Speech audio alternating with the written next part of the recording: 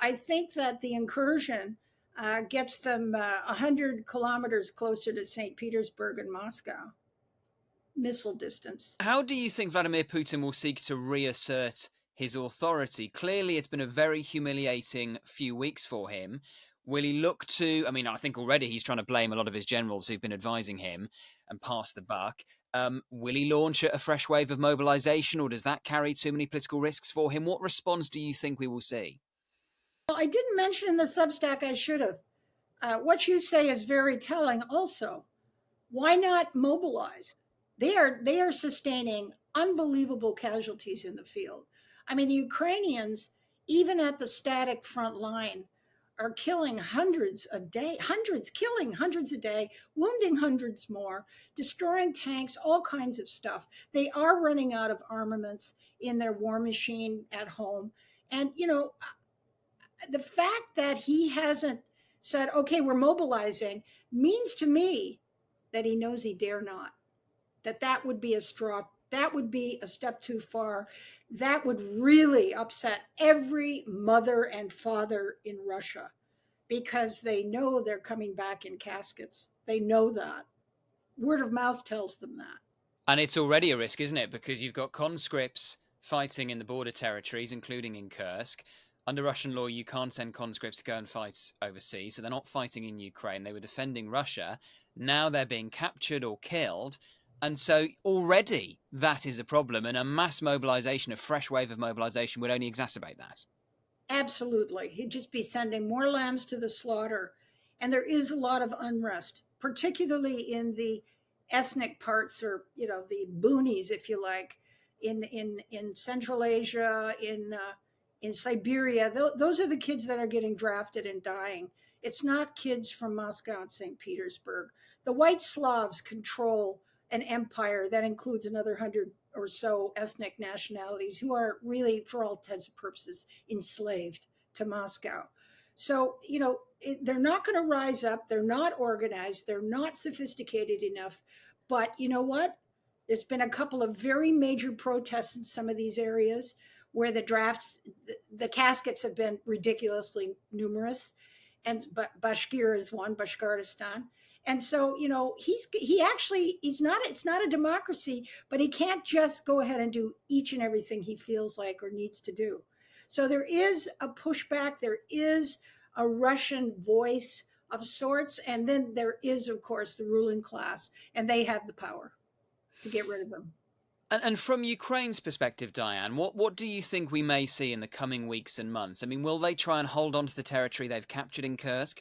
Will they stage a tactical withdrawal at some point? Clearly, they've had a very good few weeks and they've regained momentum, but they'll be wary of not overplaying their hand. What do you think we may see? Well, I think you're right about not overplaying their hand.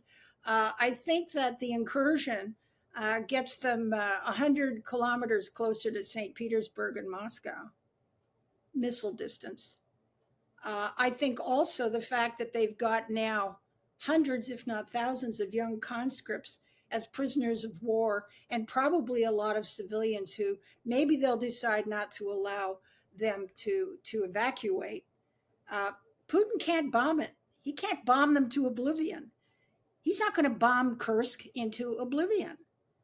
And so they kind of have a pretty safe situation to take pot shots, which is what Russia's enjoyed through this whole war.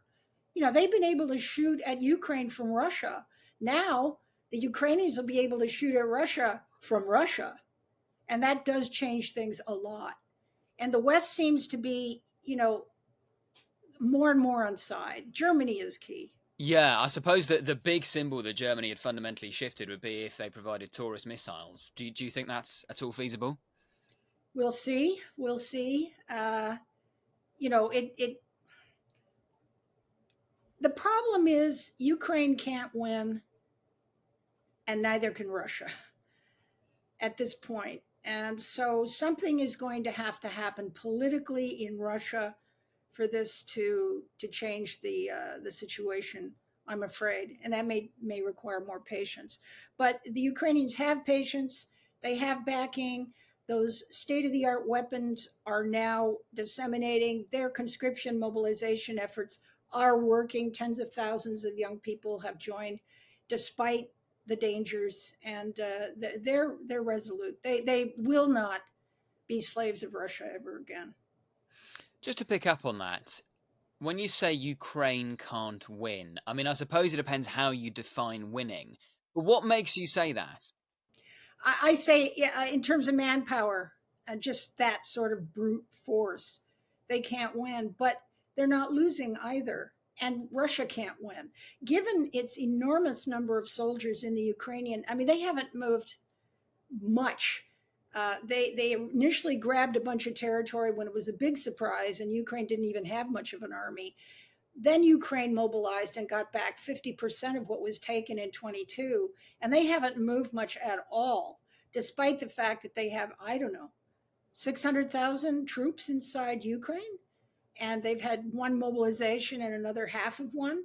They just can't move the dial. They also have been unable to defend Crimea or their big naval base in Sevastopol, and sort of handmade drones from Ukraine have driven them off that strategically critical peninsula, which is also of historic importance to Russia. So, they don't have a good army. It's mediocre. It's terrible. And that's not surprising. The generals are probably appointed because, you know, they're friends of friends, and they're probably stealing a lot of the money that should be going to their troops and into equipment. So it's a corrupt house of cards that should fall. And just finally, Diane, do you think when we look back on the war in Ukraine in years to come, we will say that August 2024 was the beginning of the end for Vladimir Putin? I hope so. I hope so. I hope so. I will err on the side of optimism. I'm very optimistic. I think this is a turning point because it's psychological now.